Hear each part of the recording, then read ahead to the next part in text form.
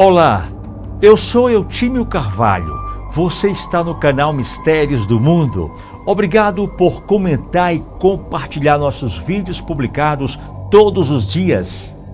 Nas fazendas longe da civilização, muitas histórias sobrenaturais são contadas pelas pessoas que se reúnem na frente da casa numa bela fogueira, em noites de lua cheia, narrando suas aventuras.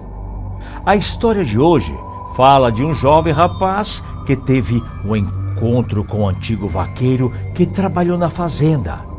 Só que ele não sabia que aquele homem já tinha morrido há mais de 30 anos. É o que nós vamos conferir a partir de agora.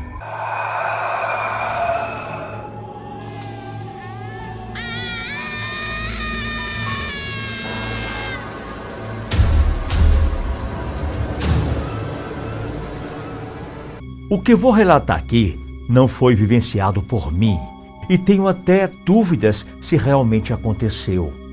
Porém, deixo a critério de cada um acreditar ou não.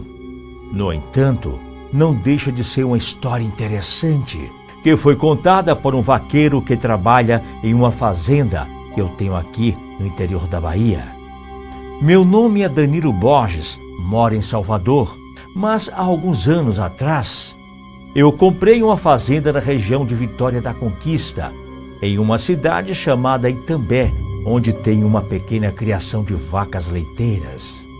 Certo dia, o encarregado me ligou sugerindo que eu precisava contratar mais algumas pessoas, pois o serviço era muito e eles não estavam dando conta. Como eu moro em Salvador, falei que ele poderia contratar quantos fossem necessários. E assim fez. Entre as pessoas que ele contratou para trabalhar estava Antônio, ou como ele era conhecido, Torrebaré. Esse homem depois se tornou meu amigo. Ele é um sujeito bom de serviço que faz logo amizades com todos que trabalhavam na fazenda. Além disso, gostava de contar causos de todos os tipos. No final de 2015, resolvi fazer uma confraternização para o pessoal que trabalhava por lá. Comprei uns brinquedos para os filhos deles e ficamos lá comemorando e se divertindo. Essa foi a primeira vez que sentei para conversar com o Baré. Ele contou um caos atrás do outro. Alguns eram sobre suas aventuras e outros sobre coisas sobrenaturais que já viu e que também já tinha ouvido falar. Eu, que sempre fui fascinado por esse tema, fui dando corda enquanto o Baré contava seu caso. Segundo ele, tudo aconteceu de verdade lá na região de Canidé, no Ceará. E assim ele contou. Quando eu era rapazote, morava com meus pais em um rebanho de irmão. A gente passava uma dificuldade muito grande e tinha dia que a comida era só para os pequenos. Meus pais e os mais velhos tomavam um copo d'água e iam dormir com fome. Quando eu fiz 19 anos, resolvi sair de casa. Nessa época eu já era vaqueiro. Pedi a bênção ao meu pai e falei que ia sair por aí à procura de trabalho, pois eles não tinham como me dar o que eu precisava e pelo mundo eu ainda ia poder ajudá-los. Um amigo chamado Neto, que trabalhava em uma fazenda em Canidé, foi passar o final de semana na casa dos pais dele, que moravam na mesma rua que eu na época. Conversando com ele, contei a situação. Ele me disse que o seu patrão estava querendo contratar um vaqueiro, mas só queria um cabra novo, com coragem para enfrentar o mato e correr atrás de boi bravo.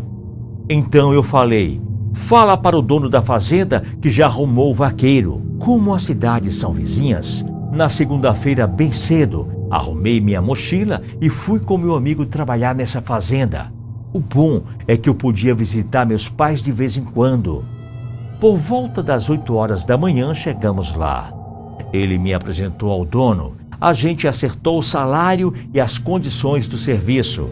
Dali eu fui direto para a lida, pois quem precisava mostrar serviço era eu.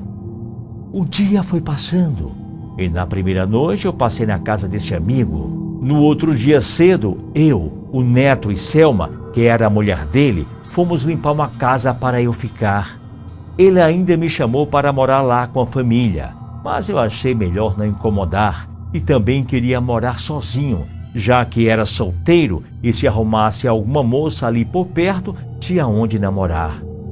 A casa ficava na fazenda, mas era um pouco mais afastada das outras, na beira de um curral velho, que eles não usavam mais e a poucos metros da estrada. E foi assim.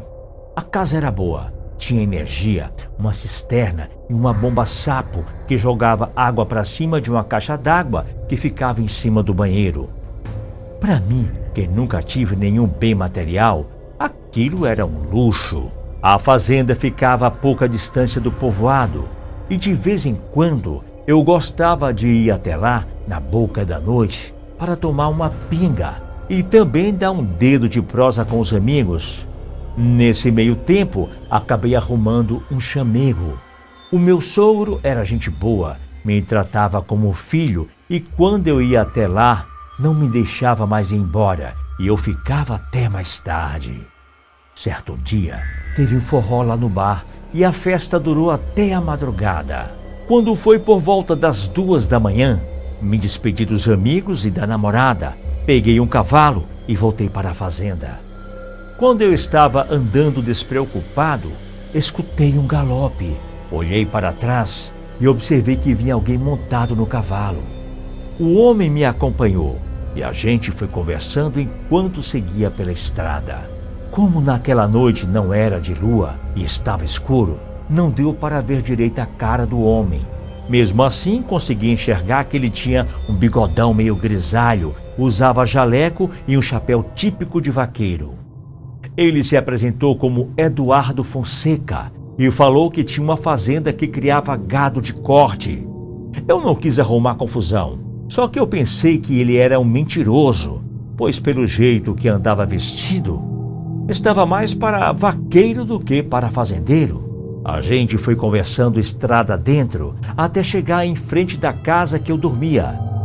Naquele momento, eu entrei e o Eduardo continuou o seu caminho. Tirei as vistas do homem por um momento e quando olhei de volta, ele tinha desaparecido. Na hora eu pensei, que marmota é essa? Mas não encuquei com aquilo. Entrei no pasto, soltei o cavalo e fui dormir. No outro dia, trabalhei normalmente, até que mais tarde me lembrei do homem que foi andando comigo na estrada e perguntei para Neto, que já trabalhava mais tempo na fazenda, quem era o tal Eduardo. Ele disse que não sabia, só que pelo sobrenome podia ser parente do patrão. Deixei para lá e cuidei da minha vida e do meu serviço. Me esqueci do homem e o tempo foi passando. Depois de uns 2 meses, 4 garrotes quebraram a cerca e se embrenharam na mata. Além de mim, só tinha outro vaqueiro na fazenda, o seu Osvaldo. Só que ele tinha 60 anos de idade e por isso ele não aguentava mais esse tipo de serviço, ficava mais cuidando dos animais no pasto e no curral. Nesse caso, tinha que ser eu mesmo. Então peguei o cavalo, entrei na mata e fui atrás do gado. Pelo jeito, os garrotes estavam longe e quando foi na boca da noite, avistei os 4 mais adiante em um descampado. Coloquei o cavalo para correr. Quando já estava chegando perto, embaracei em uma galha e tomei um tombo. Levantei virado na molesta, mas quando fui subir novamente no cavalo, o meu espinhaço estava travado. Foi então que escutei uma voz vindo de trás de mim. Quando olhei, era o Eduardo montado em seu cavalo. Ele me perguntou se eu precisava de ajuda. Naquele momento eu estava meio confuso e falei que estava tentando pegar os garrotes. Ele falou que eu esperasse e saiu correndo atrás deles. Eu nunca tinha visto um negócio daqueles, nem parece que corria dentro do mato. O cabra era ligeiro e o cavalo dele então. Nunca tinha visto um bicho ágil daquele. De onde eu estava, consegui enxergar ele chegando perto dos garrotes Impressionante! Eu fiquei de boca aberta, pois nunca tinha visto um vaqueiro conseguir controlar gado bravo daquela maneira. Ele voltou com os animais e voltamos para a fazenda. Eu fui montado no meu cavalo, mas sentindo muita dor nas costas. Observei que nesse momento já estava escuro. Seu Eduardo foi comigo por dentro da mata. Mesmo sem lanterna, parecia que o homem enxergava como se fosse dia. A gente chegou numa estradinha e finalmente pegamos a estrada que levava à fazenda. Não demorou muito, a gente já estava em frente à porteira. Seu Osvaldo me viu chegar e veio correndo falando: "Já vi que o menino é vaqueiro bom. Não é que conseguiu pegar os garrotes sozinho?" Eu falei que sozinho não. Quem me ajudou foi seu Eduardo. Mas quando olhei, ele não estava mais ali. Nessa hora eu me arrepiei do pé à cabeça.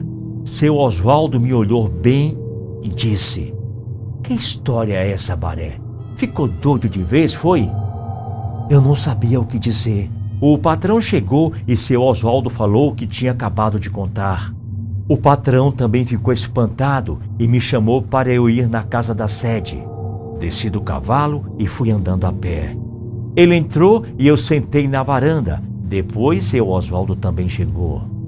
Enquanto a gente esperava ele voltar, uma moça que trabalhava lá trouxe um refresco para a gente. Nesse momento o patrão chegou, carregando um álbum de retrato e me mostrou uma foto. Vou falar uma coisa. Nessas horas, o homem pode ser macho como for. Ele não aguenta e desaba. Quando eu olhei bem a foto, tive uma queda de nervos e quase que desmaiei. O homem do retrato era o mesmo que me ajudou. Depois que eu me acalmei, a gente ficou conversando e eu contei todo o caso desde o dia que eu tinha vindo do forró. O patrão me disse que seu Eduardo era o avô dele, mas já fazia muitos anos que havia falecido. Na época, o meu patrão era apenas um menino.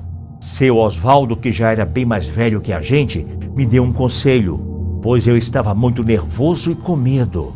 Ele me falou que se seu Eduardo quisesse me fazer algum mal, teria feito da primeira vez ou lá dentro da mata. E nesse caso, o melhor a fazer era acender uma vela e rezar pela alma dele. Realmente, ele estava certo.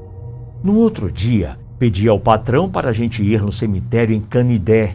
Chegando lá, acendi algumas velas e fiz algumas orações. Morei durante 7 anos naquela casa. Nesse tempo me casei e nasceu meus 2 filhos.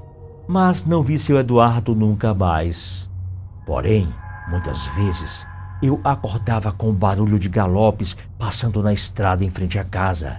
Tinha vez que eu abria a janela e não via nada, e só escutava os barulhos se distanciando. Com o tempo, tive certeza que seu Eduardo nunca quis me fazer mal.